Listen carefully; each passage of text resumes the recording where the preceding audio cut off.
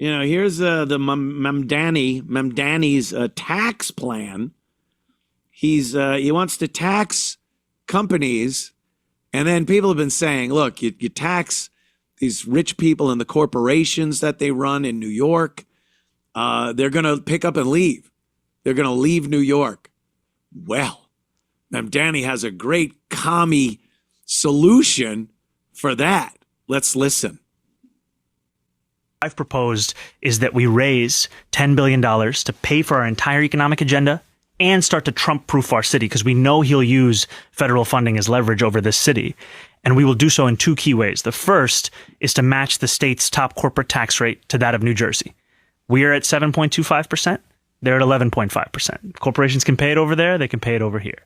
And the beauty of it is that it doesn't just apply to corporations headquartered in New York City. Because when you say this, people will say, well, they're going to go to Florida. Mm-hmm. Wherever you are headquartered, as long as you do business in the state of New York, you are taxable for that corporate tax. We're talking about corporations that are making millions of dollars, not in revenue, but in profit. And the second is taxing the top 1% of New Yorkers. We're talking about people who make $1 million a year or more, taxing them just by a flat 2% tax increase. And I know if 50 Cent is listening, he's not going to be happy about this. He tends to not like this tax policy, but I want to be very clear. This is about $20,000 a year. It's a rounding error. And all of these things together, they make every New Yorker's life better, including those who are actually getting taxed. Now, you also want to cut. He just wants to tax the shit out of everything.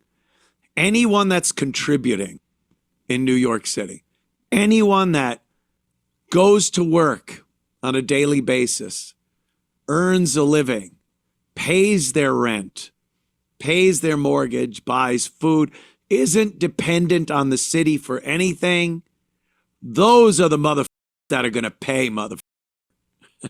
Those are the people that are going to pay through the nose to support his commie policies. And then you leave. Do you hear that one? If you go, well, this, I'm leaving. Well, if you still do business with New York, then you're still. So I guess, technically, I work for WABC Radio in New York, but I live in South Carolina. Now, I'm going to be liable for New York City taxes because I moved my company to South Carolina, but I do business in New York.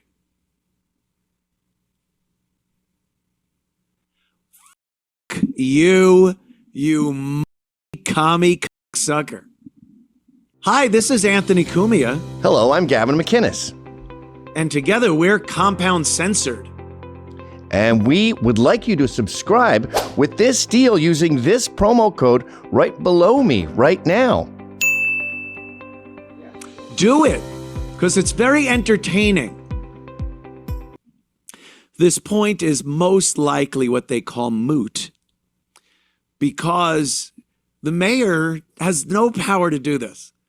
The mayor has no power to raise taxes, tax certain people, change the tax code legislation. Albany does that. The governor can do that. And even Governor Hochul has spoken up and said she's not endorsing this guy right away. Of course, she'll want favors. They all want quid pro quo for an endorsement. But she said she doesn't agree with his tax policies. So even a Democrat like Hochul, who put in place the congestion pricing $9 tax to drive into Manhattan, even she's about some of his tax policies. Now, this could all, again, it probably is bullshit. She's probably just looking for something, a favor. It's the mafia. It's like the mafia. So she goes, well, I'm not going to give my endorsement yet. Yeah, I don't like your taxes. And then Mdani goes, all right, let's sit down. What do you want? What do you want from New York City? And then they go, okay, deliver to me, whatever, voters, this, policies. And then they make a deal. That's how the mafia works. That's how politics works. Just like the founding fathers would have dreamt about in 2025. So that's kind of where we are in that respect. But imagine leaving New York and moving your headquarters out of New York. You don't want to pay the insane rent for your building, the taxes, the fees, all the nonsense that goes along with being based in New York. And you move. And since you're still doing business in New York, they want to take your tax money like you were there anyway. Piss off, motherfucker. But that's a commie. That's his communist way of doing it. Private enterprise is the enemy of this guy. He does not want companies to be owned by anything but the state. He wants the state to run everything. That way they could just hand out free shit, which isn't free, and, look like the heroes, the socialists. It's never worked. It's never worked. And on a level like New York City, and with New York City, with all the problems it has already, this guy talks about one of his big points, free, fast buses. He wants buses in New York, all the buses you see. There are thousands upon thousands of buses running on any given day in New York City. And he wants all of them to be free and then somehow also fast. How are these things maintained? How are these buses maintained without the money coming in? Well, it's tax money. Oh, I'm leaving New York. Well, we'll tax you anyway. And then free. Anything in New York that is free, just rename it homeless shelter. Because that's what they become. You don't think in the middle of winter or even summer, these hot summer days, that homeless people, knowing they don't have to pay to get on a city bus, will just walk on, armful of stinking, ragged carpeting and blankets and clothes, and plop down, taking up 3 seats on the bus, and just ride around. It's the mobile home for them. It's got a roof, it has heating, it has air conditioning, and it's free. So now a commuter that needs the bus, that was willing to pay, they get on. The bus now stinks like dead animal and ass. And now you got to sit next to a psychopath, a disgusting psychopath that's going to be on that bus the entire day, riding around because it's now his new shelter. Great idea. What a great idea. All of their stupid liberal ideas sound like this pie in the sky, unicorns and fairies. The little ones with wings, not the dick suckers. And what is the reality? We see it. The subway, the New York City subway, which you're supposed to pay, it still has a fee. And people jump the turnstiles. They get in there and they take up the seats, the homeless, and they fuck up the cars. They piss and shit in the subway cars. They jack off on people in the subway cars. And that's a mode of transportation that is a pay thing. They just jump the turnstile because they're not enforcing the turnstile jumping laws like they did under Giuliani, which again was a renaissance in New York City. So now you're going to have the buses, which again, that the only line of defense between the sick, degenerate, filthy, criminal, homeless population is a fee. I have to pay to get on this bus. That payment is more of a guarantee. It's not a guarantee, but there's more of a chance that I won't have to deal with the riffraff that I would have to deal with if anyone could get on this bus and just sit here and ride along as they want. Take that fee away? Yeah. You get those sweltering hot days like they've been having in New York City. You don't think the homeless are going to be on those air-conditioned buses, taking up all the seats? threatening people, sexually harassing people, offending people's nostrils with their stench. Good luck. But that's one of his ideas. And if you speak out against it, you're a terrible person. You're racist. You're against the poor homeless people. They're just like you and me. There, but for the grace of God go I. Anyone can fall through the cracks and fall on hard times. They all think it's like that movie, that Will Smith movie, where he was homeless with the kid and he has his suit and tie that he washes up in a gas station bathroom, puts on the suit and goes to a job interview every day, just trying because something happened. He just fell through the cracks. Find me one homeless guy like that. Find me one. I will give him money. If he is of sound mind and body and legitimately not mental, not insane, not lazy, something happened. He literally fell through the cracks of society. He's not a drug addict. He's not an alcoholic. He's not, just a guy down on his luck. I'll pay for him to get whatever he needs. You know why? You'll never find that guy. He does not exist. Every homeless person is a mental patient.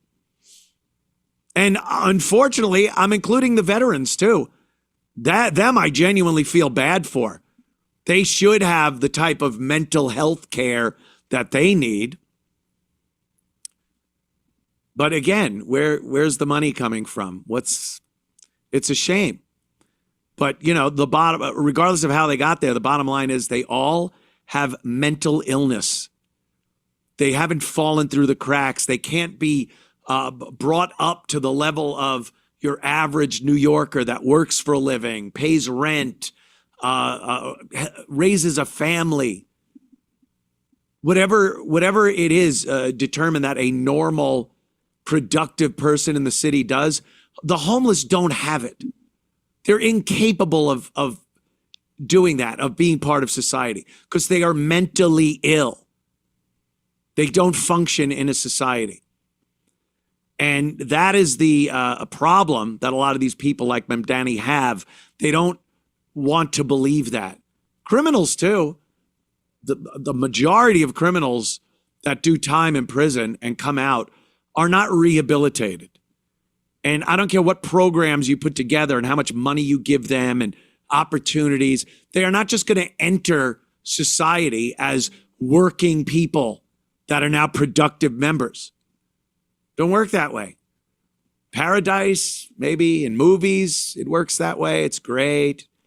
But that's fantasy. It just doesn't happen. But, you know, this idiot's willing to spend tens of millions of your taxpayer dollars to roll them dice and say, yes, the free buses won't be full of stinky, diseased, dangerous homeless. So enjoy that on your way to work, to earn money, to give to him, to put those disgusting people next to you as you go to work, to make money, to give to him, so homeless people could be next to you on your way to work. Enjoy. Enjoy. Oh, my God. Oh, let's see. I've seen a lot of videos of a lot of things in New York. I've seen just with my own eyes, in person, a lot of disgusting things in New York, on the subways, on the streets, the back alleys. Disgusting people. But this really made me like cringe, gag. Really, really disgusting. And these are the people you will be sitting next to on your free buses. Your free buses that commie mayor Mamdani is going to bring to you. Watch what this black woman is doing on public transportation in New York City. This is the subway, I believe. You have to pay. Something tells me she did not pay to get on the subway. She went under, through a turnstile, whatever. One of the doors were open, the emergency doors. Watch how disgusting this is.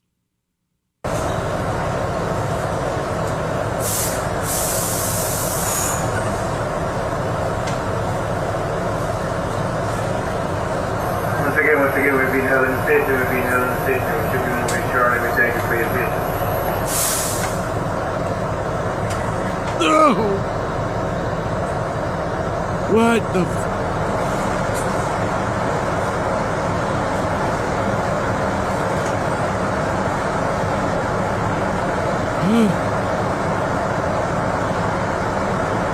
Something saying clear the closing doors, sir. Oh God, that is so disgusting.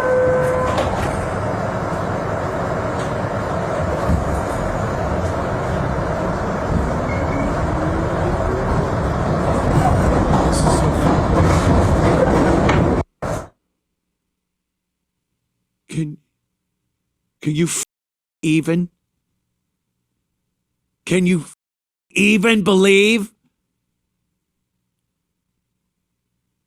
Do you think there's a program out there, enough money out there, a makeover and a job interview out there that's going to make her a productive member of society as she digs out of her ass and eats it?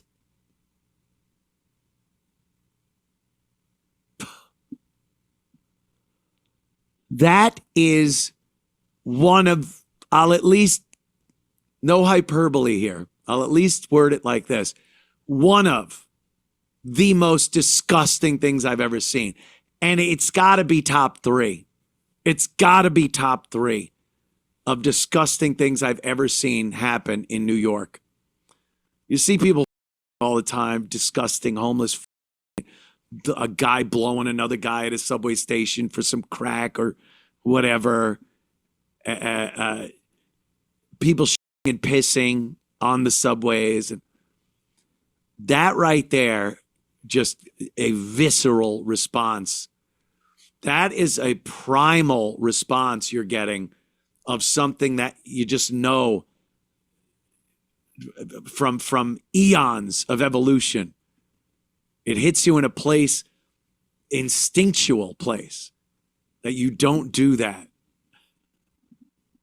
And she's digging in her fat, disgusting ass crack and nibbling up the tidbits that she's what the f-?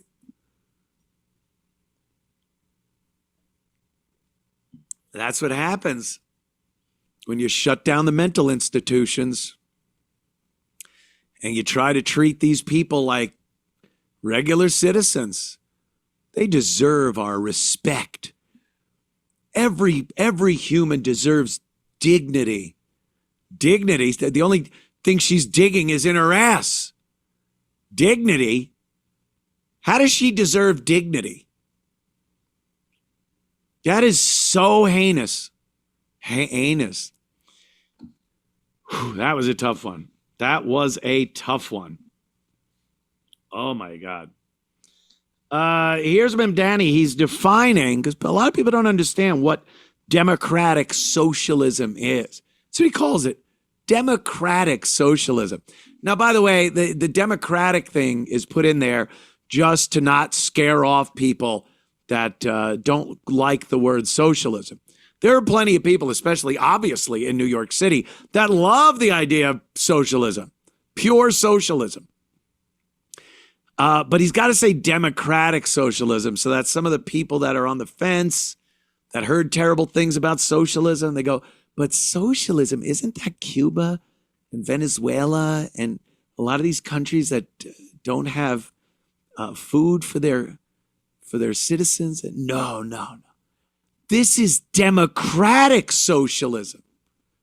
Oh, like a democracy, that's great then. So what does the socialism part mean? Don't you worry about the socialism part. That means free stuff. You get free stuff from the socialism part, and then you get the democracy from the democracy part. Oh, awesome. I'm in. Let's listen to Mamdani's take on democratic socialism. You call yourself a democratic socialist. The word socialist, of course, has been vilified and used to attack you specifically. How do you define being a democratic socialist? I think of the words of Dr. King, who decades ago said, call it democracy or call it democratic socialism. There must be a better distribution of wealth for all of God's children in this country. And it gets to the heart of the matter, which is inequality. And my belief that every New Yorker should have what they need to live a dignified life. It shouldn't be something that they can be priced out of. A dignified, like that woman picking her ass and eating it. She deserves to have a dignified life. She don't even know what that is. She's not trying to have a dignified life. No one could help her have a dignified life. She's a disgusting burden on society that is taking up room, air, and making people nauseous. And we're supposed to redistribute our wealth so you can what? Give her money? Give her a place to live that she'll destroy? Give her a job she won't do? Clean her up so she could not take a shower for another year and pick her asshole? They just don't get it. They don't get how this works. Redistribute wealth. Like the words of Dr. King. Oh, Dr. King. The other commie. Aye. All right, let's listen a little more. And that's why at the heart of our campaign is this focus on freezing the rent for more than 2 million rent-stabilized tenants, making the slowest buses in the country fast and free. There are in the country about 1,200, people who are just wealthy beyond anything, right? Mm-hmm. And in 25 years ago, there were only about 40 of them.